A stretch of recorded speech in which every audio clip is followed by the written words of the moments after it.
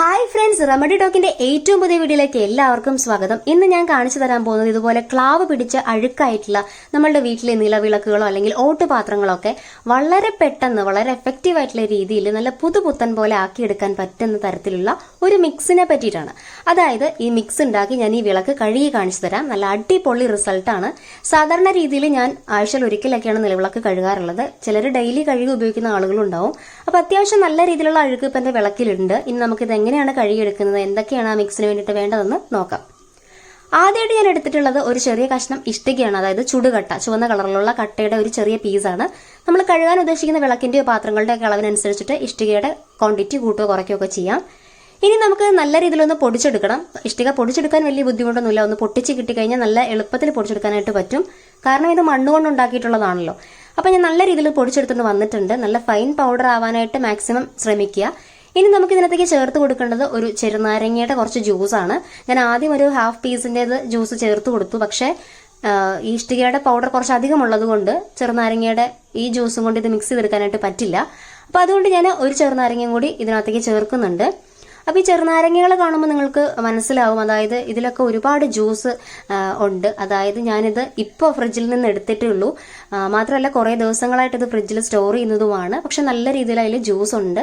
സാധാരണ രീതിയിൽ നമ്മൾ ഫ്രിഡ്ജിൽ വെച്ച് കഴിഞ്ഞാൽ അത് ഡ്രൈ ആയിട്ട് ജ്യൂസ് എടുക്കാൻ പറ്റാത്തൊരവസ്ഥയിലേക്ക് എത്താറാണ് പതിവ്.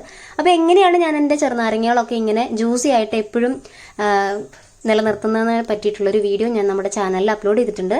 കാണാത്ത ആളുകളൊന്ന് കണ്ടു നോക്കുക. നല്ല അടിപൊളി റിസൾട്ടാണ്. അപ്പൊ മുഴുവനായിട്ട് ഈ ഒരു മിക്സ് തയ്യാറാക്കാനായിട്ട് ഞാൻ എടുത്തിട്ടുള്ളത് 1.5 ചെറുനാരങ്ങയുടെ ജ്യൂസാണ്. നല്ല രീതിയിൽ ഒന്ന് മിക്സ് ആക്കി കൊണ്ടുവന്നിട്ടുണ്ട്. ഇതായിരിക്കണം ഇതിന്റെ ഒരു കൺസിസ്റ്റൻസി. തീരെ ഒഴുകി പോകാനായിട്ട് പാടില്ല, അല്ലാതെ അധികം തിക്കാവാനായിട്ടും പാടില്ല. ഇനി നമുക്ക് ഇത് വിളക്കിലോ അല്ലെങ്കിൽ ഏതെങ്കിലും ഒരു ഭാഗത്ത് ഒന്ന് തേച്ച് നോക്കാം. എന്താണ് ഇതിന്റെ ലൈവ് റിസൾട്ട് എന്ന് നിങ്ങൾക്ക് ബോധ്യപ്പെടുത്താൻ വേണ്ടിയാണ് ഞാൻ ഇപ്പോൾ ഇത് ചെയ്യുന്നത്.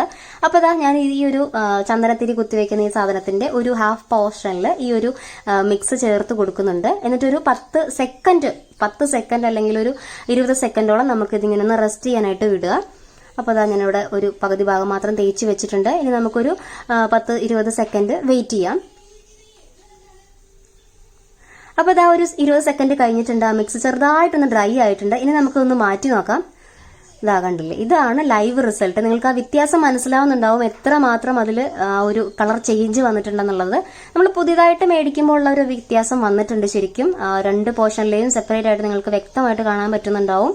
കണ്ടില്ലേ, ഒരു സൈഡിൽ കുറച്ചൊരു ഗ്രീനിഷ് ആയിട്ടുള്ളൊരു കളറാണ്. ഇപ്പുറത്ത് നമ്മൾ പുത്തനായിട്ട് ഫ്രഷ് ആയിട്ട് മേടിക്കുമ്പോൾ ഏത് കളറിലാണോ ആ ഒരു കളറിലാണ് വന്നിട്ടുള്ളത്.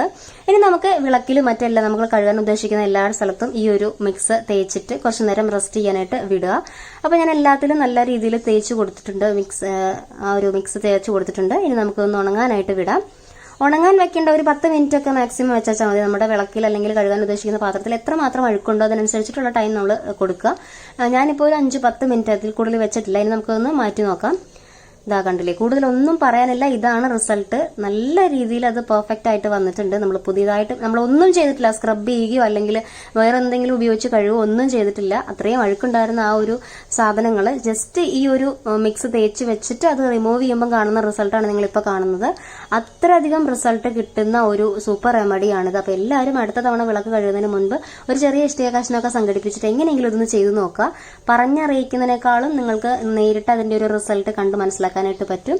അപ്പൊ നല്ല രീതിയിൽ ഞാൻ ഈ മണ്ണൊക്കെ നല്ല രീതിയിൽ ഇതിൽ നിന്നൊന്ന് മാറ്റിയിട്ട് ഇനി നമുക്കൊന്ന് കഴുകിയെടുത്തിട്ട് വരാം. അപ്പൊ ഇതാ ജസ്റ്റ് വെള്ളത്തിൽ കഴുകിയെടുത്തിട്ടുള്ളൂ. ഒന്നും സ്ക്രബ് ചെയ്യേണ്ട ആവശ്യമോ അല്ലെങ്കിൽ മറ്റെന്തെങ്കിലും ഉപയോഗിച്ച് കഴുകേണ്ട ഒന്നും വന്നിട്ടില്ല. നല്ല രീതിയിൽ ജസ്റ്റ് വെള്ളത്തിനകത്ത് മാത്രം ഒന്ന് കഴുകിയെടുത്തിട്ടേ ഉള്ളൂ ഇത്. അപ്പൊ ഇതാണ് നമ്മുടെ ഇപ്പോഴത്തെ ലുക്ക്. ഇതാ ഞാനതൊക്കെ ഒന്ന് തുടച്ചെടുത്തുകൊണ്ട് വന്നിട്ടുണ്ട്. ഇപ്പൊ തന്നെ നല്ലൊരു കളർ ചേഞ്ച് വന്നിട്ടുണ്ട്, നല്ലൊരു ഫ്രഷ്നെസ് വന്നിട്ടുണ്ട്. ഇനി നമുക്ക് ഇതൊന്ന് ചെറുതായിട്ട് പോളിഷ് ചെയ്തെടുക്കണം. പോളിഷ് ചെയ്തെടുത്ത് കഴിയുമ്പോൾ അതിന്റെ മൊത്തത്തിലുള്ളൊരു ഔട്ട്ലുക്ക് നല്ല രീതിയിൽ ചേഞ്ച് ആവും. അപ്പൊ പോളിഷ് ചെയ്യാനായിട്ട് നമുക്കിവിടെ ആവശ്യമുള്ളത് മറ്റൊന്നുമല്ല, ഭസ്മമാണ്. അപ്പൊ എല്ലാവർക്കും അറിയാവുന്നൊരു കാര്യമാണ് ഇത്തരം സാധനങ്ങളൊക്കെ. എന്തായാലും നമ്മൾ വെള്ളി ആയാലും ഗോൾഡ് ആയാലും ഒക്കെ പോളിഷ് ചെയ്യാനായിട്ട് ഈ ഒരു ഭസ്മം വളരെയധികം ഹെൽപ്പ് ചെയ്യുന്ന ഒരു സാധനമാണ്. അപ്പൊ ഞാൻ വളരെ കുറച്ച് മാത്രം ഭസ്മം എടുത്തിട്ടുണ്ട്. ഇനി ഒരു കോട്ടന്റെ തുണിയുടെ ചെറിയൊരു പീസ് എടുത്തിട്ടുണ്ട്. ഇനി ഭസ്മത്തിൽ ടിപ്പ് ചെയ്തിട്ട് നമുക്ക് ഈ വിളക്കൊക്കെ ഒന്ന് പോളിഷ് ചെയ്തെടുക്കേണ്ടതായിട്ടുണ്ട്. അപ്പൊ നമുക്കൊന്ന് പോളിഷ് ചെയ്ത് നോക്കാം.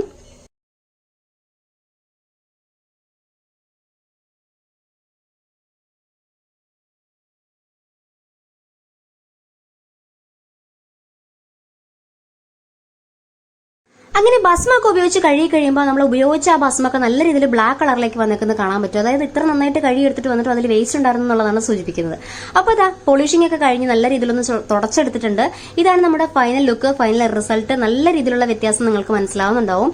ലൈവായിട്ടത് മനസ്സിലാവണമെങ്കിൽ അടുത്ത തവണ നിങ്ങൾ വിളക്ക് കഴിയുന്ന സമയത്ത് എവിടെന്നെങ്കിലും ഒരു ഇഷ്ടിക കഷ്ണമൊക്കെ ഒപ്പിച്ചിട്ട് ഈ ഒരു മിക്സ് ഒക്കെ ഉണ്ടാക്കി ഇങ്ങനെ ഒന്ന് കഴുകി നോക്കുക. നല്ല സൂപ്പർ ആയിട്ടുള്ള റിസൾട്ട് നിങ്ങൾക്ക് ലൈവായിട്ട് കാണാനായിട്ട് പറ്റും. അപ്പോൾ അടുത്തൊരു റെമഡി ടോക്ക് വീഡിയോയുമായി ഉടനെ തന്നെ മീറ്റ് ചെയ്യും. അതുവരെ ബൈ ബൈ.